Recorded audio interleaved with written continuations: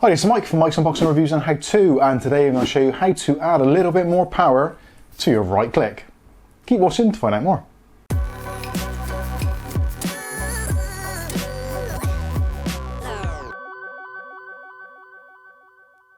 Okay, so in today's video I'm going to show you how to have a little bit more power in your right click finger on your mouse, or left if you've switched your buttons around, but anyway, let's not go into that right now. What we're going to do today is add a few more options to our right-click context menu within Windows. Now quite often I tend to use very similar programs and I have to click on the mouse button, go to the menu, find it in the menu or find the shortcut wherever it is. It would be a lot easier just to be able to be on the desktop somewhere, right-click and have everything there where I need it. So let's go to the computer and I'll show you exactly how you can gain that feature.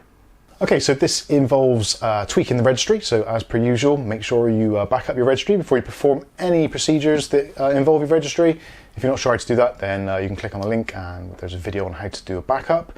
But having said that, if you've done it already, let's go into the registry. So what we want to do is type in regedit and get our registry editor open, and you'll get the user account control come up. So click on yes. And we can open up our registry. Now for ease of use, I've created a notepad document with all the shortcuts that we're going to be using, and I'll be copying and pasting this into the video description. So if you look underneath the video, just beneath where the like button is, and you can smash that on your way past, click on the link and then you can see all the individual paths and information you may need. So in this particular instance, what we're going to do is we're going to add some additional things to our right click. So if you right click on the desktop, normally you get this. So you get your kind of Radeon software or AMD, NVIDIA, whatever it may be, possibly Intel, and you get normal things like display settings, personalized. But you can actually add a whole bunch of things to this menu just to make it nice and easy to save in you having to troll through all these menus and remember shortcuts and all that kind of stuff. So what we want to do is we want to edit one of the registry keys, or add some registry keys in fact. So what we need to do is go to this particular string, you can see at the top there, so that's computer HKey class root directory background shell. So if we quickly navigate to that, and one of the quickest ways of doing it for you guys if you're watching this is to literally copy and paste it from the video description below, hit copy, stick it in the bar on the top and do paste, and takes you straight to it. So we'll scroll down a little bit and there we go. So computer HKey classes root directory background shell. So what we need to do is we need to add a few more keys. So the first thing to do whilst we're on shell is we can add another key. So new key.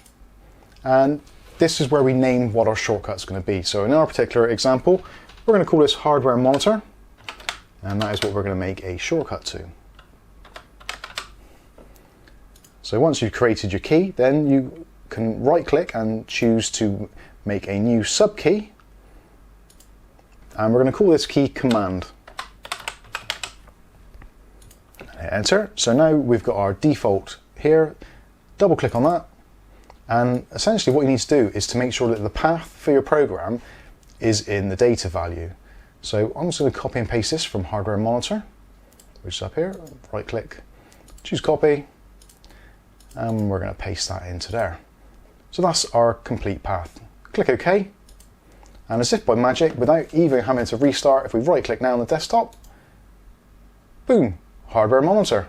So we can now open that and go into hardware monitor. Now I've got a shortcut on my desktop anyway because I use it quite frequently, but in some cases you don't want to have shortcuts all over your desktop because you've got a nice desktop background or whatever. So this may be an easier feature for you. But there's some programs which are slightly more difficult to find. So let's add another one while we're here. So highlight shell. We'll have a new key, and we're going to call this one Calc for calculator. And again, right click, choose new key. So we've got a sub key in the Calc folder, and we're going to call this command again because we want to create a command. And we've got our default key here. So double click to edit it, or right click, you can do if you want to, and go and edit that way, or change value. And what we want to do is just put the location of the file you want to open. So again, I'm copy and paste it. So this you can find in Windows System 32 Calc.exe. Just paste that in there. OK, and bosh. Now we've got Calc added as well. So if we want to do a quick calculation for some postage prices from our bits and pieces we're sending around the world, then we can just go in here and quickly use the calculator. Obviously, if you've got a slightly older keyboard or a Microsoft keyboard, there's a chances are you're going to have a calculator button directly on it. But most modern keyboards don't have that feature, so I really do miss this one. So there is two really easy ones. You can do this with any application tool. So if, for instance, you want to do Google Chrome, all you need to do is right-click on the actual program or shortcut, look at Properties, and this will give you your target. So this is where the program actually lies, so you can copy that, create a new key, paste that in, and you're all done. So let's do one more just before we round this video off. So again, in the shell section, we're going to do a new key. We're going to call this one Discord. And then we're going to create a new subkey within that folder.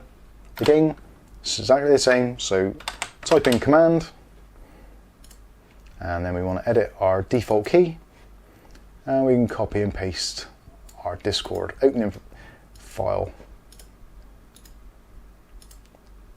Paste that in, so we see we've got the information there.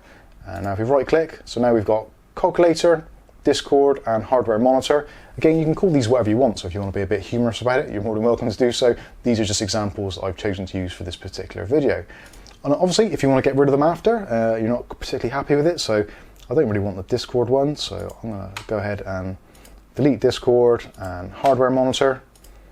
And if I right click now, all I've got is calculator. So this is nice and simple, really easy to do. Just obviously make sure when you're deleting the keys, make sure you're deleting the right key.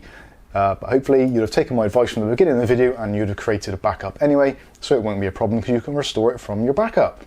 So there we go. Nice little video there showing you how to create new powerful shortcuts in your right-click context menu. If this video's been helpful for you, don't forget to smash the like button, click on the subscribe button and the chime icon, and you'll be notified of future video releases. If you've got any comments or questions, or let me know what your cool shortcuts are for your right-click context menu, I really want to hear them in that comment section. So that wraps things up. I've been Mike, this is Mike's Unboxing Reviews and How To, and hopefully we'll catch you in the very next right click. Thanks for watching.